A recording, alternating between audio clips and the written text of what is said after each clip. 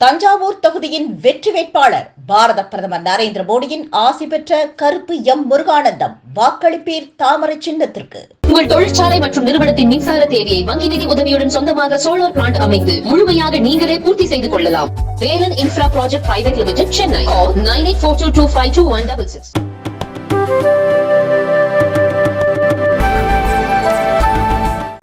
India முழுவதும் வளர்ந்து கொண்டிருக்கிறது. கம்யூனிசம் என்கின்ற சித்தாந்தம் முழுவதுமாக மக்களிலிருந்து வெளியே வர ஆரம்பித்து விட்டார். எங்கேயுமே இல்லைங்கய்யா. இங்கொன்றும் அங்கொன்றுமாக இருக்கக்கூடிய கம்யூனிஸ்ட் கட்சியின் சார்பாக இருக்கக்கூடிய எம்பினால எந்த வளர்ச்சி திட்டத்தை கொடுக்க முடியும்? 1947 இருந்து கணக்கு போட்டு பார்த்தீங்கன்னா ஒரு பின்தங்கிய மாவட்டமாக இன்னைக்கு நாகப்பட்டினம் மாவட்டம் இருக்குதுங்க. பின்தங்கிய மாவட்டமாக பொருளாதார வளர்ச்சி இல்லை. திமுக காரங்களுடைய பேச்செல்லாம் கேளுங்க. 1960 சட்டமன்ற தேர்தலுக்கு எப்படி பிரச்சாரம் செய்தார்களோ அதே பிரச்சாரம் 1960 பேசின தூய்மை வடக்கு தெற்கு அது இதுன்னு பேசிட்டு இருக்கிறான். அனைத்து இந்திய அண்ணா திராவிட முன்னேற்ற கழகத்தினுடைய நண்பர்கள் கவுன்சிலர் தேர்தல் போல அவங்க பிரச்சாரம் பண்ணிட்டு இருக்கிறாங்க. என்னை உண்மையாலுமே தேசிய தேர்தல் நாடு எப்படி இருக்க வேண்டும், எப்படிப்பட்ட பிரதமர் வர வேண்டும் என்பதற்காக நடக்கக்கூடிய தேர்தல். இந்த இரண்டு கட்சிகளுடைய பிரச்சாரத்தை பாருங்க. நாட்டுக்காக ஏதாச்சும் பேசுறாங்களான்னு பாருங்க. எதுவும் இல்லை, எதுவும் இல்லை. திமுக பாருங்க, அவங்க தலைவர்களுடைய எல்லா குழந்தைகளுக்கும் சீட் கொடுத்தாச்சு. யாரை விட பெரம்பலூர் போங்க கே.என். நேரனுடைய பையன், வெள்ளூர் போங்க துரைமுருகன் அண்ணன் பையன், இந்த பக்கம் போங்க பொன்முடி அண்ணன் பையன். சென்னைக்கு போய் சென்னை பிரச்சாரம் முடிச்சுட்டு வராங்க. தென் சென்னைக்கு போங்க நம்முடைய நிதியமைச்சர் தங்கம் தென்னரசு அவருடைய சகோதரி தென் சென்னை எம்பி இருக்கிறாங்க. மத்திய சென்னைக்கு போங்க தயாநிதி மாறன் அவருடைய பையன், வட சென்னைக்கு போங்க ஆற்காடு வீராசாமியுடைய பையன் கலாநிதி வீராசாமி. எல்லா தமிழ்நாடு முழுவதையா பாருங்க. திராவிட முன்னேற்ற கழகத்தை பொறுத்தவரை அப்பா எல்லாம் அமைச்சராயிட்டாங்க, பையன் எம்பி ஆகலாம். அதனால் சகோதர சகோதரரை நீங்கள் உணர்ந்து கொள்ள வேண்டும், அந்த கட்சிகளால் எந்த ஒரு பிரயோஜனமும் நமக்கு கிடையாது. 2024 தேர்தல் நீங்கள் தெளிவாக புரிந்து கொள்ள வேண்டும். இது வளர்ச்சிக்கு அடித்தளம் வரக்கூடிய தேர்தல். வளர்ச்சி வளர்ச்சி வளர்ச்சி மட்டும்தாங்க. இன்னைக்கு நாகப்பட்டினத்துக்கு தேவை வாய்ச்சொல் அல்ல. இங்க அரசியல்வாதிகள் வந்து மைக் எடுத்து அப்படி இப்படி சித்தாந்தம் பேசலாம் கேட்பதற்கு தயாராக இல்லை. முதலிலே வளர்ச்சியை கொடுத்து விட்டு சித்தாந்தம் பேச. யாரு வேணாலும் சித்தாந்தம் பேசுறீங்க. வளர்ச்சியை கொடுக்கட்டும், தொழிற்சாலைகளை கொண்டு வரட்டும், உள்கட்டமைப்பை மேம்படுத்தட்டும், மீனவ நண்பர்களுக்கு என்னவெல்லாம் சலுகை தேவையோ கொடுக்கட்டும். அதன் பிறகு சித்தாந்தம் பேசட்டும். எதையும் செய்யாம வெறும் சித்தாந்தம் பேசுவதற்கு மட்டுமே அரசியல் கட்சிகள் இந்த தேர்தலை பயன்படுத்திக் கொண்டிருக்கின்றனர்.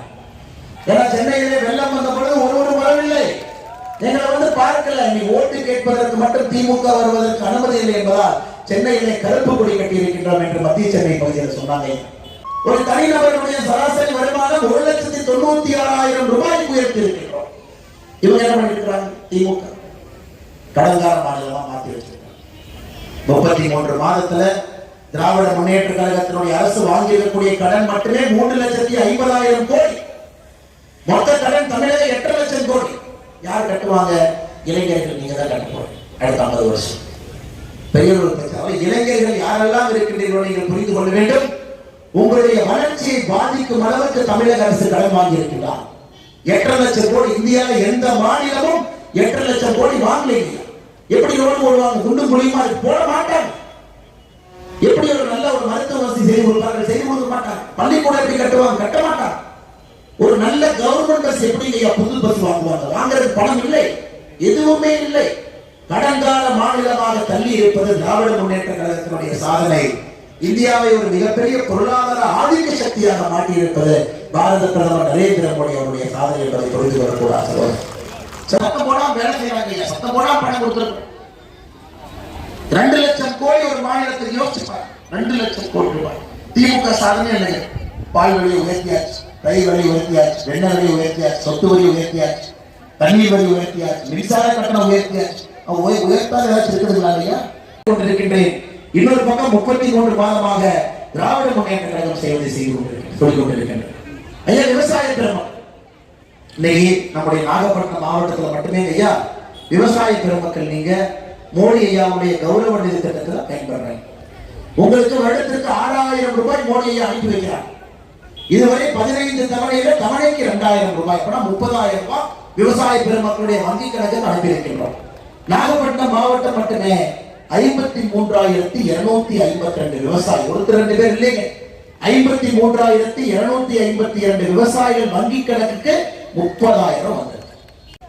தமிழ்நாட்டில் நம்முடைய தாய்மார்களும் சகோதரிகளும் மினுக்கு மினுக்கு இருக்காங்க. பழைய செருப்புலாம் பத்திரமா வச்சுக்க, திமுக காரங்க வர்றாங்க. தமிழ்நாட்டிலே நம்முடைய தாய்மார்களும் சகோதரிகளும் மினுக்கு மினுக்கு இருக்கிறாங்களாமா. கதிரானந்த் அவரே சொல்றாரு, ஏன் மினுக்கு மினுக்கு இருக்கிறாங்கன்னா எல்லாம் ஃபேர் அண்ட் லவ்லி போடுறாங்க. ஏன் ஃபேர் அண்ட் லவ்லி போடுறாங்கன்னா இவங்க 1000 ரூபாய் கொடுக்குறாங்களாமா, அதனால ஃபேர் அண்ட் லவ்லி போடுறாங்க. தமிழ்நாட்டிலே இதுவரை அரசியல்ல நம்முடைய தாய்மார்களை சகோதரிகளை திராவிட முன்னேற்ற கழகத்தினுடைய ஆட்சியை போல் யாரும் கொச்சைப்படுத்தியதே கிடையாது. ஒரு பெண்களை தன்னுடைய காலிலே விழுவதற்கு அனுமதிக்க மாட்டாங்க. அது மோடி. மோடியோட காலில், மோடி ஐயா காலில் யாரும் விடக்கூடாதுங்க, விடவே கூடாது. அனைவரும் சமம் என்று நினைக்கக்கூடிய மனிதர். அது குறிப்பாக பெண்கள் மோடி ஐயா காலில் விழுந்தா ஏற்றுக்கொள்ளவே மாட்டார். ஒரு தாய்மார்களுக்கு, மகளிர்களுக்கு, சகோதரிகளுக்கு மோடி ஐயா கொடுக்கக்கூடிய மரியாதையை பாருங்க. அப்பா பேர் இனிஷியலை வச்சு அரசியல் இருக்கக்கூடிய கதிரானந்த் கொடுக்கக்கூடிய மரியாதையை பாருங்க. இப்படித்தான் பொன்முடி அண்ணன் பேசி பேசி ஜெயிலுக்கு போனாரு. இந்த தம்பி பேசி பேசி துரைமுருகன் அனுப்பிடுவாங்க. இப்படியேதான் தமிழக அரசியல் நடந்து கொண்டிருக்கிறது. அதுக்கப்புறம் யாராவது ஜெயிலுக்கு போனா அண்ணாமலை எம்எல்ஏ கூட்டம் சுமத்துவாங்க. இவங்கெல்லாம் தப்பு பண்ணிட்டு இவங்கெல்லாம் ஜெயிலுக்கு போவாங்க. கேட்டா பழி எம்எல்ஏ போடுவாங்க. சகோதர சகோதரிகள், இந்த லஞ்ச ஒழிப்புத்துறைக்கு ஒரு அமைச்சர் இருக்கிற அவர் பேர் ரகுபதி. அவர் மேலேயே லஞ்ச ஒழிப்பு கேஸ் நீதிமன்றத்தில் நடந்து. இந்த அநியாயத்தெல்லாம் தமிழ்நாடு தவிர திராவிட முன்னேற்ற கழகத்தினுடைய ஆட்சியை தவிர இந்த அநியாயம் எங்கேயுமே நடக்காது. இப்படிப்பட்ட ஊழல்வாதிகளுடைய கூடாரமாக அங்கே ஒரு குண்டூசி கூட திருடாத மோடி அவர்களும் நம்முடைய 76 அமைச்சர்களும் கூட ஒரு பக்கம். சகோதர சகோதரி, ஐயா நீங்க உங்க கேட்பா முதலமைச்சர் சொல்வார், துபாய்க்கு போவாராமா 1000 கோடி ரூபாய் வருமாறு ஒன்னே இருக்காரு. ஜப்பானுக்கு போவாராமா பணம் வரும் ஒன்னே காணா. ஸ்பெயினுக்கு போவாராமா ஒன்னே காணா. கோட் சூட்டு மட்டும் ஜம்மு மாட்டிட்டு போவார். ஆனா இன்னைக்கு நாங்கள் சொல்லுகின்றோம், காங்கிரஸ் 10 ஆண்டு காலம் 2004 14 வரை நிறைய பேர் பணத்தை திருடிட்டு வெளிநாட்டுக்கு ஓடிட்டாங்க. விஜய் மரியா பல பேர் ஓடிட்டாங்க. ஐயா இந்த 10 ஆண்டுகள்ல வராக்கடன் யாரெல்லாம் நாட்டை விட்டு ஓடினார்களோ அவர்களிடமிருந்து 1,20,000 கோடி வசூல் செய்திருக்கின்றோம். அது உங்களுடைய பணம். 1,20,000 கோடி வசூல் செய்யப்பட்டிருக்கு. ஆனா இங்க திராவிட முன்னேற்ற கழகத்தில் ஒரு அமைச்சரே சொல்றாரு, மகனும் மருமகனும் 30,000 கோடி ரூபாய் கொள்ளையடிச்சு அப்படியே வந்து அமைக்கிற இந்த மாதிரி பெரிய பெரிய நோடிலாம் பார்த்துட்டாங்க. அரசியலுக்கு வந்திருக்கு. அண்ணன் சேகர் பாபு அவர்கள் இது கூட ஒன்றும் பண்ண முடியாது. ஆனால் இங்கே அரசியலுக்கு அதற்காக வரவில்லை, மக்களுக்கு சேவை செய்வதற்காக வந்திருக்கின்றோம். மக்களுக்கு நல்லது செய்ய வேண்டும் என்பதற்காக. என் பையன் நல்லது செய்யறதுக்கு இப்படி பேச வேண்டியது. அமைதியா யாருக்கிட்டே பேசாம இருந்தோம். ஒரு ரவுடி பையனாக பார்த்து பார்த்து தான் தமிழக மக்களை காப்பாற்ற வேண்டிய கட்டாயத்திற்கு தள்ளப்பட்டிருக்கின்றோம். சகோதர சகோதரி, அதனால உங்களுக்கு அன்பார்ந்த வேண்டுகோளை வைக்கின்றேன். பெரியோர்களுக்கு, தாய்மார்களுக்கு, குறிப்பாக நம்முடைய சகோதரிகளுக்கு, ஐயா நம்மளை பத்தி ஆபாசமா பேசுறாங்க, நமக்கு வேண்டாம், அவங்க ஓட்டே போடக்கூடாது. இப்ப என்னை மிரட்டி பாக்குறாங்க. மிரட்டினா அப்படியே பயந்து போய் நான் பிரச்சாரம் பண்ண வீட்டுல இருந்து சொன்னோம். தமிழகத்துல யாரெல்லாம் 3வது கட்சியாக இருந்து வந்தார்களோ எல்லாத்தையும் மிரட்டி அடக்கிட்டாங்க. நீ பாரு, 3வது கட்சி எதெல்லாம் ஓட்டு போட்டீங்களோ மிரட்டி மிரட்டி அந்த கட்சி அடைக்கவே. ஆனால் இந்த முறை தேசிய ஜனநாயக கூட்டணி பாரதிய ஜனதா கட்சி மிகப்பெரிய கட்சியாக தமிழகத்தில் வளர்த்தா போதுங்கய்யா. 39 பாராளுமன்ற உறுப்பினர்களும் வெல்லத்தான் போகின்றோம்.